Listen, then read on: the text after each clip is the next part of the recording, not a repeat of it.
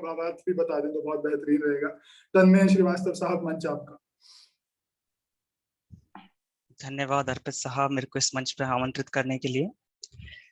ये एक बहुत ही खुशनसीब दिन है कि मैं आज इस मंच के समक्ष अपनी हिंदी प्रस्तुति दे पाऊंगा, जो मेरे ख्याल से मैंने कॉलेज के बाद आज तक कभी नहीं की है। तो ये एक अच्छे खासे 6-7 साल के गुजर जाने के बाद ये अवसर आया है, और इसको थोड़ा अच्छा करने के लिए मैं अपने फोन में इस कविता की कहीं पंक्ति भूल ना जाऊं, इसलिए मैं इसको देखूंगा। उम्मीद करता हूं किसी को इससे कोई समस्या नहीं होगी। तो आज मैं आपके सामने पेश करने जा रहा हूं रश्मि रथी, जो कि श्री रामधारी सिंह दिनकर जी की एक बहुत ही अद्भुत कृति है। उन्होंने रश्मि रथी को अगर हम देखें तो ये पूरे महाभारत का सार है, और ये सिर्फ महाभारत ही नहीं, ये एक तरह से हमारे जीवन जीने का भी सार है। अगर आप महाभारत की जिसने भी देखी है, जिसने पढ़ी है, या फिर रामानंद सागर जी की महाभारत को किसी ने डीडी नेशनल पे उसका स्मरण किया है या स्वरण किया है, तो वो जान सकता है कि महाभारत हमारे मन के अंतर्द्वंद और हमारे समाज के अंतर्द्वंद की एक वो महाकथा है, जिसको एक बहुत ही शानदार तरह से हमारे साहित्य में लिखा गया है। और ये सिर्फ साहित्य ही नहीं, कहते हैं कि ये सिर्फ साहित्य ही नहीं, ये एक इतिहास है।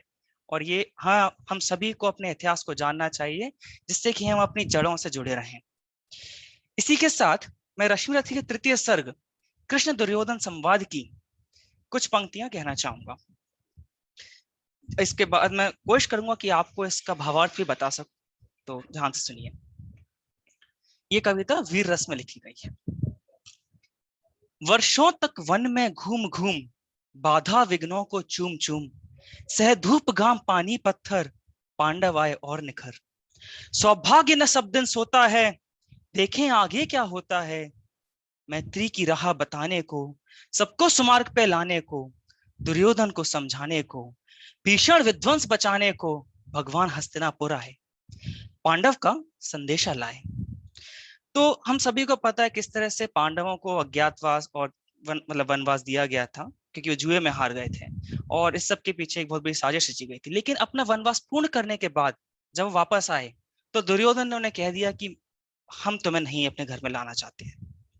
वो सब इंद्रप्रस्थ के बाहर रुके हुए थे, और उनका संदेश वाहक बन के भगवान श्री कृष्ण स्वयं दुर्योधन के दरबार में आए, और वो ये चाहते थे कि एक भीषण विध्वंस रुक जाए, क्योंकि अगर विश्व की दो महाशक्तियां पांडव और कौरव एक दूसरे टकराएंगे तो बहुत ही बड़ा विध्वंस होगा।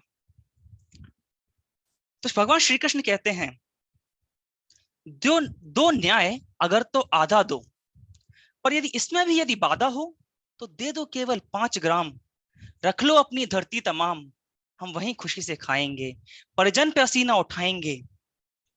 दुर्योधन वो भी दे न सका, आशीष समाज की ले न सका, उल्टा हरि को बांधने चला, जो था साध्य साधने चला।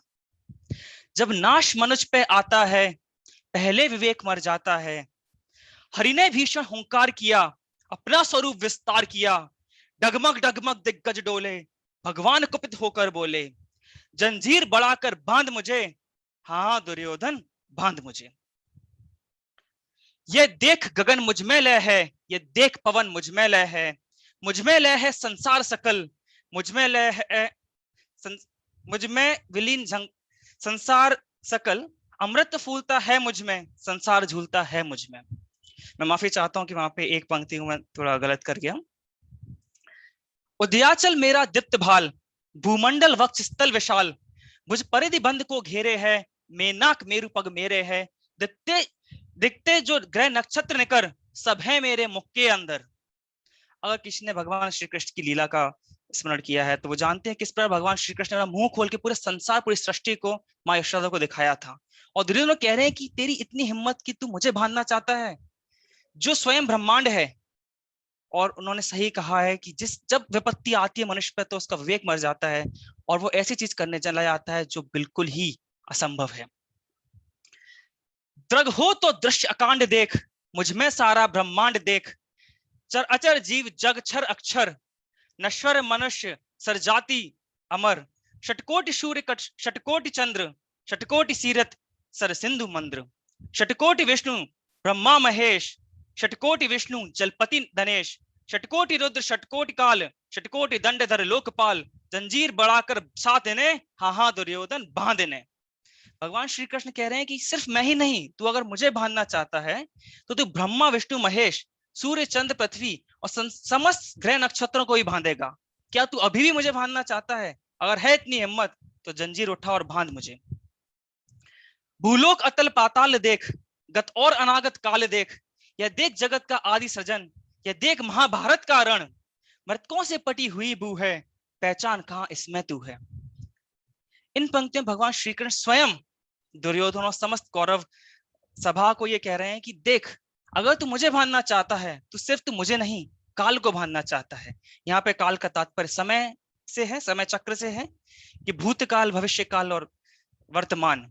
वो कह रहे हैं कि अगर तू मुझे बांधना चाहता है और तेरी बुद्धि अगर इतनी चली गई है तो तू ये नहीं देख रहा है कि इससे एक महाभारत होगा जिसकी वजह से पूरा कुरुक्षेत्र का रण मृतकों से पट जाएगा और तू उसमें नजर भी नहीं आएगा, क्योंकि तेरी क्या है, तू क्या है इतने बड़े संसार में, तू सिर्फ एक अस्तित्व मार्ग है, तू एक सिर्फ एक अदना सा मनुष्य है। अंबर में कुंतल जाल देख, पद के नीचे पाताल देख, मुट्ठी में तीनों काल देख, मेरा स्वरूप विकराल देख, सब जन्म मुझी से पाते हैं फिर लौट मुझी में आते हैं, ज्वा से कड़ती ज्वाल सघन, सांसों में पाता जन्म पवन, पड़ जाती मेरी दृष्टि जिधर, हंसने लगती है सृष्टि उधर, मैं जब ही मूंदता हूं लोचन, छा जाता चारों ओर मरण।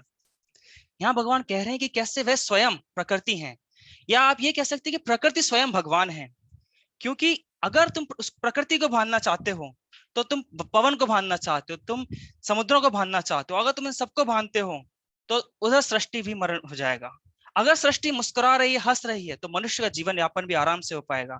लेकिन अगर सृष्टि तुमसे कुपित है और विकराल स्वरूप में आ जाए, जिस प्रकार से हमारे साइक्लोन्स वगैरह आते हैं, तो सब तरफ मरण फैल जाता है, सब तरफ मरण होता है। एक आखिरी दो और पंक्तियां कहना चाहूंगा। बांधने मुझे तू आया है, जंजीर बड़ी क्या लाया है, यदि मुझे बांधना चाहे मन, पहले बांध अनंत गगन, सुने को साध ना सकता है वह मुझे बांध कब सकता है। अर्थात अगर तू मुझे बांधना चाहता है तो पूरे संसार को बांध, पूरी प्रकृति को बांध। क्या तेरे पास इतनी बड़ी जंजीर है? अगर तू मुझे बांधना चाहता है तो अपने मन को बांध, क्योंकि मन ही एक ऐसी चीज है जो सब अपने नियंत्रण में रख सकते हैं, पर नियंत्रण में नहीं रखते हैं तभी विध्वंस होता है। हित वचन नहीं तूने माना, मैत्री का मूल्य ना पहचाना, तो ले मैं अब जाता हूं, अंतिम संकल्प सुनाता हूं, याचना नहीं अब रण होगा, जीवन जय या की मरण होगा। अर्थात कि तूने हमारी मित्रता का हाथ जो हमने फैलाया था, तूने उसको पूरी तरह से मना कर दिया है। अब तेरी कोई भी विनती को सुना नहीं जाएगा और बिल्कुल कठिन कदम उठाए जाएंगे जिसमें कोई भी किसी को बख्शा नहीं जाएगा, और जो मृत्यु आएगी उसकी जिम्मेदार सिर्फ तू है। इसी के साथ मैं आप सबका धन्यवाद कहना चाहता हूँ मेरे को ये मौका देने के लिए। धन्यवाद। बहुत बहुत धन्यवाद तन्मय। मुझे अपनी हिंदी की अध्यापिका याद आ रही थी बचपन की, और